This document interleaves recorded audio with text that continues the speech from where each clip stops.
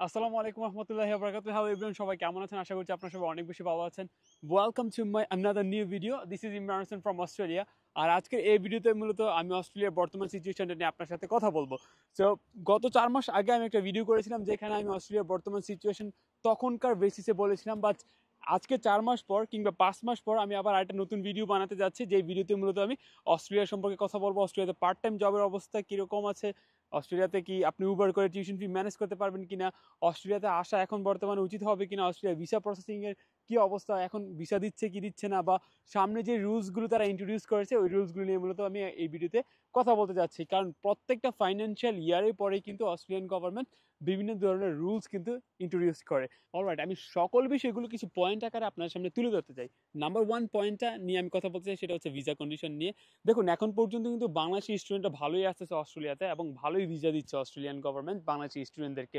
But যে এই জিনিসটা আপনার ইন্ডিয়া, পাকিস্তান কিংবা নেপালিজদের ক্ষেত্রে কিন্তু উল্টো হচ্ছে। তাদের ক্ষেত্রে কিন্তু ভিসাটা কিন্তু তেমন একটা বাড়তেছে না, তাদের ক্ষেত্রে ভিসার কন্ডিশনটা কমতেছে। কারণ তাদের যে বিহেভিয়ার, তাদের যেই কি বলে ইম্প্যাক্ট অস্ট্রেলিয়ান গভর্নমেন্ট বা অস্ট্রেলিয়ান যেই কালচারের মধ্যে পড়তেছে, ওইটা নিয়ে তারা অতটা স্যাটিসফাই না। যার কারণ হচ্ছে তারা ইন্ডিয়া, পাকিস্তান এবং নেপালিজদেরকে একটু ভিসা কমিয়ে দিচ্ছে। তুলনামূলকভাবে বাংলাদেশি স্টুডেন্টরা বেশি ভিসা পাচ্ছে। এখন আরেকটা জিনিস আপনারা খেয়াল করবেন, আমি জানি আপনারা অনেকে অলরেডি এই বিষয়টা নিয়ে জানেন, যে ভিসার যে ফিটা, এই ভিসার ফিটা ছিল আপনার $710 পার অ্যাপ্লিকেন্টের জন্য। সেই ভিসার ফিটা 125 গুণ বেড়ে গিয়ে এখন দাঁড়িয়েছে $1600 মধ্যে, যেটা কিন্তু কাইন্ড অফ একটা অনেক বেশি বাধা বলা যায় মিডল ক্লাস ফ্যামিলিদের জন্য। কারণ যেখানে আগে আপনার প্রায় 60,000 কিংবা 66,000 কিংবা 70,000 টাকা খরচ হতো, এখানে আপনার দিতে হবে প্রায় 1,20,000-এর মতো বা 1,40,000-এর মতো। এটা কিন্তু কাইন্ড অফ ডবলের চেয়েও বেশি হয়ে গেল। সো এই জিনিসটা কিন্তু আপনাকে মাথায় রাখতে হবে।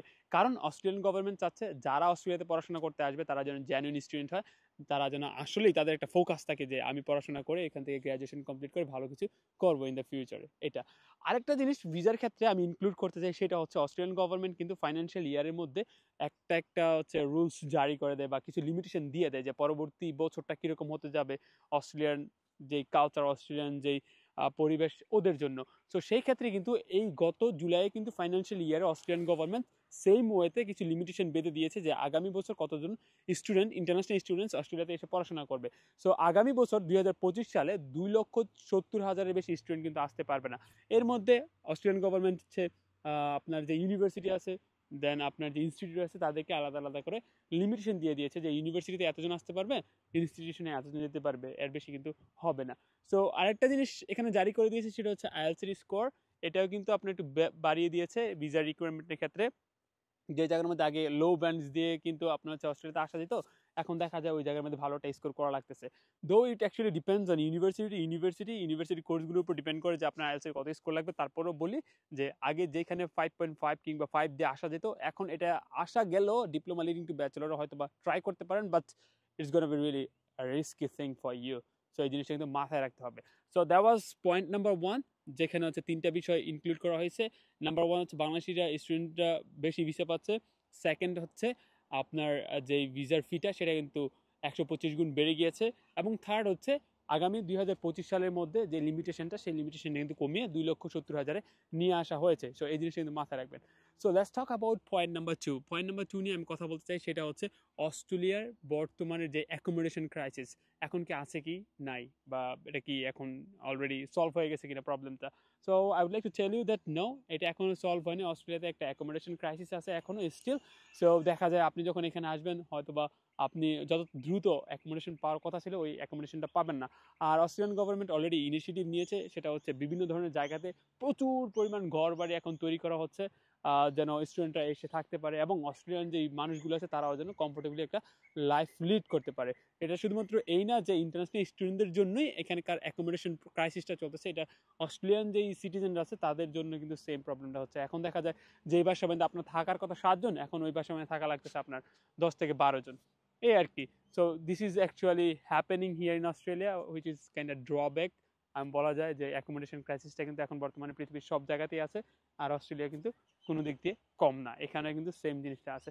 নাও I would like to talk about point number three. Point number থ্রিতে আমি যে জিনিসটা নিয়ে কথা বলবো, সেটা হচ্ছে পার্ট টাইম জবের যে অপরচুনিটিটা। কারণ this is the main question from you guys. I'm getting a lot of messages and requests. ভাইয়া can you please tell me a lot of things about part time jobs? So আমি যে জিনিসটাকে আপনাদের সাথে ensure করবো সেটা হচ্ছে, যেহেতু এখানে প্রচুর পরিমাণ ইমিগ্রেন্ট চলে আসছে, সো সেহেতু এখানে কিন্তু জবের যেই অপরচুনিটিসটা একটু ডাউন হয়ে গিয়েছে। আর এখানকার মানুষগুলা বা আমরা যারা আসতেছি তারাও কিন্তু অতটা স্কিলফুল না হওয়ার কারণে জব কিন্তু একটা সিকিউর করতে পারতেছি না। ওকে, যার কারণে আমরা সবাই কি করি, উবার করার ট্রাই করি, উবার ইটস যেটাকে বলা হয় খাবার ডেলিভারি, যেটা আমি স্টিল করতেছি আলহামদুলিল্লাহ। আমার যদি জব অপরচুনিটি ছিল হয়তো আমি ওইভাবে করিনি, কারণ হচ্ছে আমার ভিডিও মেস করা লাগে অ্যান্ড আমি হচ্ছে এন্টারপ্রেনার হতে চাই, আমি কিছু একটা করতে চাই লাইফে, একটা বিজনেস টাইপের। সো দ্যাটস ওয়াই আমি ওইখানকার ফোকাস দিচ্ছি এখন। আমি জবে কিছুদিন পর থেকে করবো ইনশাল্লাহ। জব অবশ্যই দরকার আছে, কারণ এটা হচ্ছে পরবর্তীতে স্কিল মাইগ্রেন্ট কিংবা স্কিলের যে ভিসা আছে ওই ভিসাতে কনভার্ট হওয়ার সময় থাকে বা সুযোগ থাকে। আবার সামার ব্রেকে বড় একটা অপরচুনিটিস তৈরি করে দেয় ফুল টাইম জব করার। ওকে, সামার ব্রেকে দেখা যাবে সবাই উবার করে, তখন যদি আমি উবার করি তখন দেখা যাবে অর্ডার কম থাকবে, কারণ উবারের মানুষ কিন্তু তখন বেশি থাকবে, তখন কিন্তু এই জবের অপরচুনিটিটা আমার ক্ষেত্রে অনেক বেশি বাড়বে। সো আমি যে জিনিসটা নিয়ে কথা বলতে যাচ্ছিলাম সেটা হচ্ছে job opportunities here in Australia. So আপনি একটা জিনিস খেয়াল রাখবেন, আপনি যদি স্কিলফুল হন, পাশাপাশি আপনার যদি কিছু রেফারেন্স থাকে, তাহলে আপনি কিন্তু ইজিলি এখানে জব পেয়ে যাবেন। অ্যাট দ্য সেম টাইম আপনাকে আরেকটা জিনিস মাথায় রাখতে হবে যে আপনি কোন লোকেশনে থাকতেছেন। ওকে, কারণ এই যে অস্ট্রেলিয়াটা, এটা কিন্তু ছোট একটা জায়গা না, এটা অনেক বড় একটা জায়গা। এখানে বিভিন্ন ধরনের প্রভিন্সি আছে। ওই প্রভিন্সিগুলোর মধ্যে কোন প্রভিন্সিতে আপনি থাকতেছেন, স্পেশালি মেলবোর্ন আর সিডনিতে কিন্তু যেহেতু প্রচুর পরিমাণ মানুষ, প্রচুর পরিমাণ রেস্টুরেন্ট, এখানে জব অপরচুনিটিটা প্রচুর। ওকে, আবার একটা জিনিস খেয়াল করবেন, কথার কথা ধরুন মেলবোর্নের মধ্যে আবার অনেক রিজিওনাল এরিয়া আছে। সো এই এরিয়াগুলোতে কিন্তু আপনার রেস্টুরেন্ট সংখ্যা কম, মানুষ সংখ্যা কম, দ্যাটস ওয়াই এখানে জব অপরচুনিটিসও কিন্তু কম থাকে। সো আমি আপনাদেরকে হাইলি রেকমেন্ড করবো, আপনারা যে কোনো সিটিতেই যান না কেন, একদম সিটির পাশাপাশি থাকার ট্রাই করবেন। সো ফর এক্সাম্পল মেলবোর্নে আসলে, মেলবোর্নের আশেপাশে থাকলে দেখবেন যে মেলবোর্ন সেন্টারে এদিকে কিন্তু ভালো পরিমাণে আপনার জব আপনি কিন্তু পেয়ে যাবেন। সো যে জিনিসটা কিন্তু খুবই খুবই ভালো একটা কথা।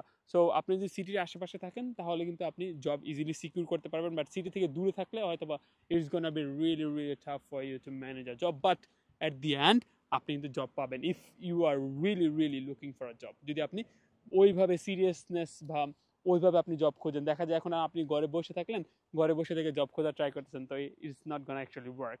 এটা কিন্তু ডেফিনেটলি ওয়ার্ক করবে না।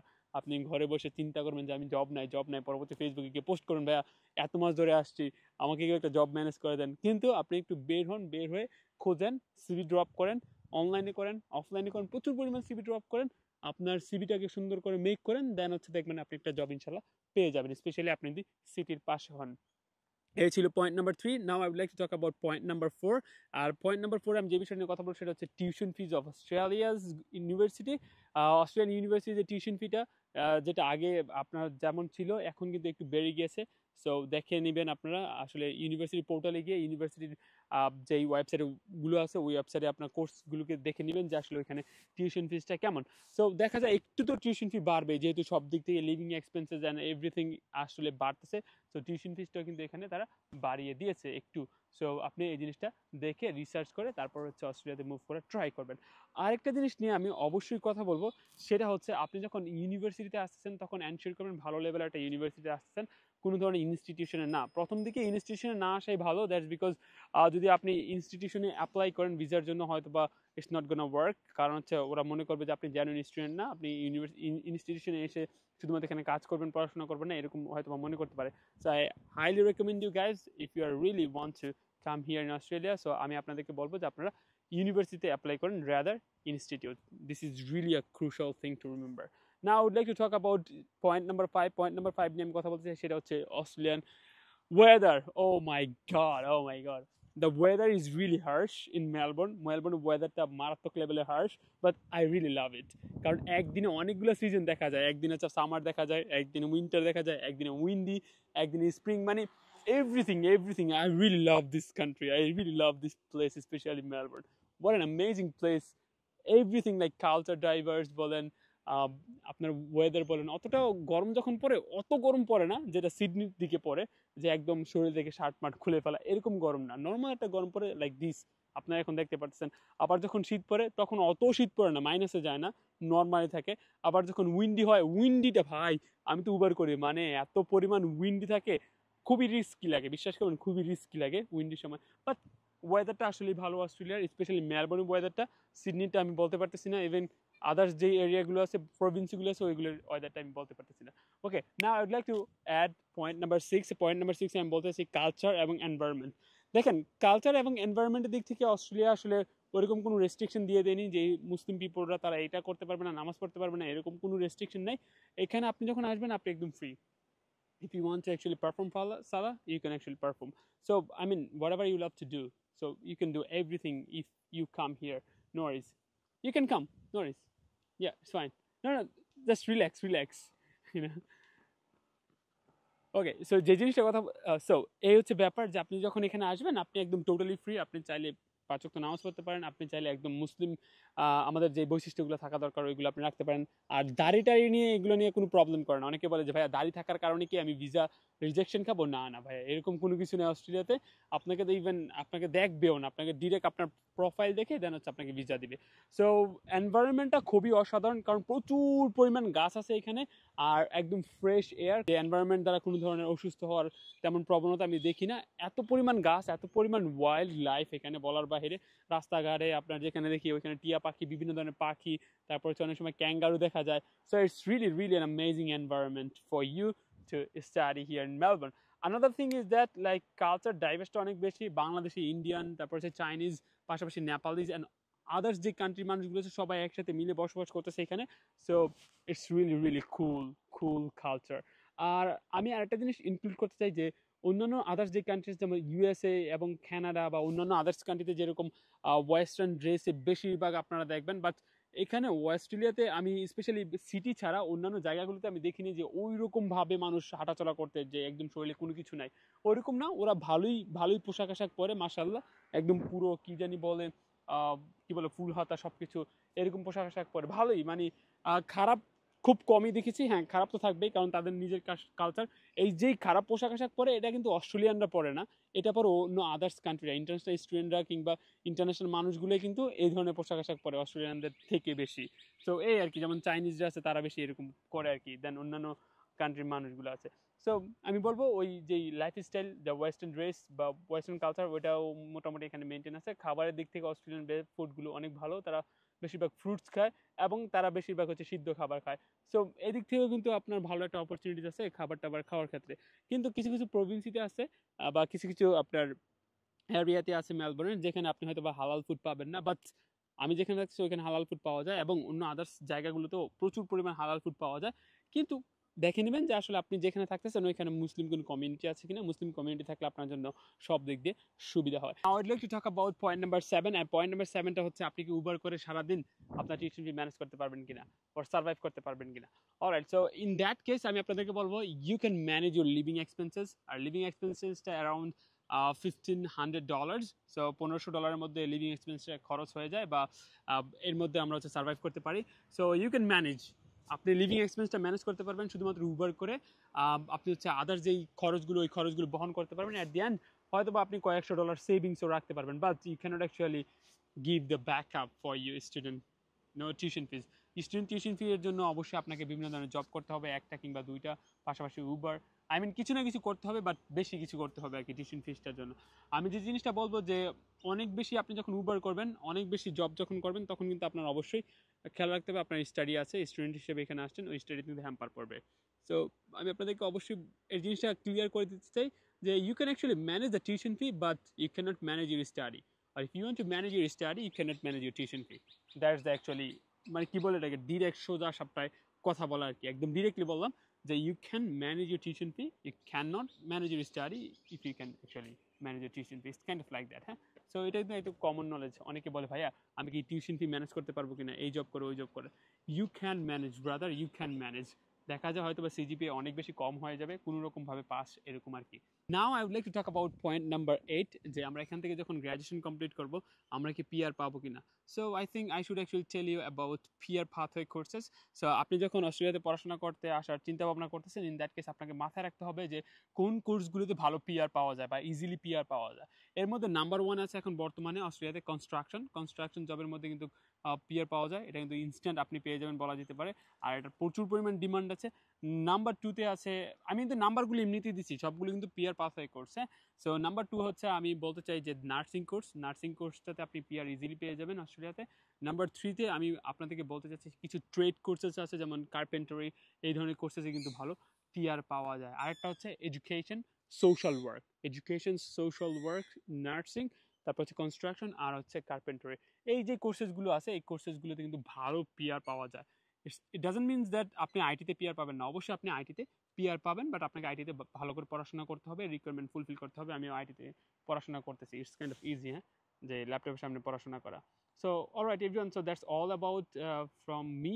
Actually this is actually the condition of Australia right now. So current সিচুয়েশনটা এরকমই বর্তমানে, বাট ওভারঅল দিক থেকে চিন্তা ভাবনা করলে অন্যান্য যে প্রভিন্সিগুলো আছে ওই প্রভিন্সিগুলোর মধ্যে বেস্ট একটা প্রভিন্স হচ্ছে এটা। So you can actually think about it, যে আইদার আপনার এখানে আসা উচিত কি উচিত না। কারণ আমি দেখতে পাচ্ছি যে অন্যান্য প্রভিন্সে, যেমন আপনি যদি এখন সিডনিতে পড়াশোনা করতে যান বা সিডনিতে মুভ করেন, তখন দেখবেন যে সিডনিতে আপনার লিভিং এক্সপেন্সটা একটু বেশি, বাট সিডনিতে আপনি প্রচুর পরিমাণ টাকা ইনকাম করতে পারেন। দ্যাটস বিকজ ওইখানে আপনার ক্যাশ জবের আপনার হচ্ছে অপরচুনিটিস আছে, আপনার পার্ট টাইম জবের অপরচুনিটিস আছে। আর সিডনিকে বলা হয় business hub, so definitely you can earn a lot of money, কারণ আপনাকে অনেক বেশি অপরচুনিটিস থাকবে, অনেক বেশি অপরচুনিটিস দিবে ওইখানে মানুষজন। রেস্টুরেন্ট যেহেতু আসছে আর বাঙালি যেহেতু বেশি ওইখানে, হয়তো আপনি আরও বেশি অপরচুনিটিস পাবেন টাকা ইনকাম করতে। অনেকে সিডনি থেকে মুভ করে, বাট যদি ওভারঅল চিন্তা ভাবনা করি, পড়াশোনা, লেখাপড়া, দেন হচ্ছে আপনার এখন ওভারঅল একটা বিষয় যদি আমি বলতে চাই, সেটা হচ্ছে Melbourne is the best one in Australia. অস্ট্রেলিয়ার মধ্যে মেলবোর্নের জায়গাটা সব থেকে বেশি সুন্দর। আমি যদি অন্যান্য প্রভিন্সিতে যাই না, বাট আমি যে জিনিসটা রিসার্চ করে পেয়েছি সেটা হচ্ছে মেলবোর্নের মানুষজন আসলে একটু বেশি হ্যাপি অন্যান্য আদার্স কান্ট্রি থেকে। যেমন সিডনি একটু ম্যাসড আপ হয়ে আছে, প্রচুর পরিমাণ মানুষ, প্রচুর পরিমাণ বিজনেস অপরচুনিটিস অ্যান্ড প্রচুর পরিমাণ জব অপরচুনিটিসও আছে আপনার সিডনিতে। আর দেন তাসমানিয়াতে আপনার তো ট্রান্সপোর্টেশন সিস্টেমটা অতটা ভালো না, কারণ আপনাকে অবশ্যই একটা গাড়ি বহন করতে হবে। আই মিন আপনাকে অবশ্যই আপনার একটা গাড়ি থাকতে হবে টাসমানিয়াতে। এবং মেলবোর্নের যে ট্রেন সিস্টেম, ওই ট্রেন সিস্টেমটা অসাধারণ, কিন্তু আপনার মেলবোর্নের ট্রেনগুলো মাঝে মধ্যে হচ্ছে সমস্যা দেখা দেয়। বাট সিডনির ট্রেন সিস্টেমটা তো অসাধারণ, ওইখানে কোনো ধরনের সমস্যা হয় না ট্রেন লাইনের। সো মেলবোর্ন যে জায়গার মধ্যে একটু একটু হয়, বাট ওভারঅল দিক যদি বিবেচনা করি, যেরকম আমি ফিডব্যাক পেয়েছি প্রত্যেকটা মানুষ থেকে, সেটা হচ্ছে Melbourne is the best place for study, for student and for living. Melbourne is the best place, but Sydney is best place for earning money, and others country are best place for getting PR. So Melbourne হয়তো বা পিয়ারটা পাওয়া একটু tough, সিডনিতে peer পাওয়া tough, কিন্তু আপনার হচ্ছে Darwin, ওই যে আদার্স যেই প্রভিন্সগুলো আছে ওইগুলোতে পিয়ার পাওয়া একটু বেশি ইজি। অলরাইট এভরিওয়ান, ওভারঅল আমি বলতে চাই যে if you want to really study, you can come in Australia. Australia আসেন, পড়াশোনা করেন এবং ভালো একটা কিছু করার ট্রাই করেন, কারণ অস্ট্রেলিয়াতে আপনার যে স্টাডিটা ওটা কিন্তু টপ নচ স্টাডি সিস্টেম আছে এখানে। Alright everyone, that's all about from my side, and thank you very much for watching this video. আশা করতেছি ভিডিওটা আপনাদের কাছে ভালো লাগবে। And yeah, this is the important and this is the actual thing which is actually going on here in Australia. This is the current situation. আমি আমার life experience থেকে কিন্তু সব কিছু আপনাদেরকে শেয়ার করলাম। ইটস নট লাইক দ্যাট আমি just memorise করলাম কিছু, কেউ আমাকে কিছু বললো আর আমি জাস্ট এসে ক্যামেরা অন করে বলে ফেললাম। ইটস নট লাইক দ্যাট, আমি একদম আমার রিয়েল লাইফ এক্সপিরিয়েন্স থেকে বলতেছি। This is the scenario of Australia. এখন আপনি ডিসাইড করবেন যে আসলে অ্যাফোর্ড করতে পারবেন কিনা, আসা উচিত কিনা আপনার। Okay, so it actually ups to you, it ups to already your family members at the same time. So তাদের সাথে কথা বলেন, ডিসকাস করেন যে তারা কি ওই জিনিসটাতে সাপোর্ট করবেন কিনা। আশা করছি যে প্রত্যেকটা বাবা মাই তার ছেলে সন্তানকে সাপোর্ট করবে। ওকে, সো আমি আশা করতেছি যে ইনশাল্লাহ যদি আপনাদের কারো ভিসা হয়ে থাকে, আপনার সাথে খুব শীঘ্রই দেখা হবে মেলবোর্নে, and we will actually have a cup of tea together. I mean, take a cup of tea, cup of tea, cup of tea, cup of tea. By the way, whatever. Okay, bye bye. Assalamu alaikum, rahmatullahi wa barakatuh. সবাই ভালো থাকবেন, সুস্থ থাকবেন। আসসালামু আলাইকুম।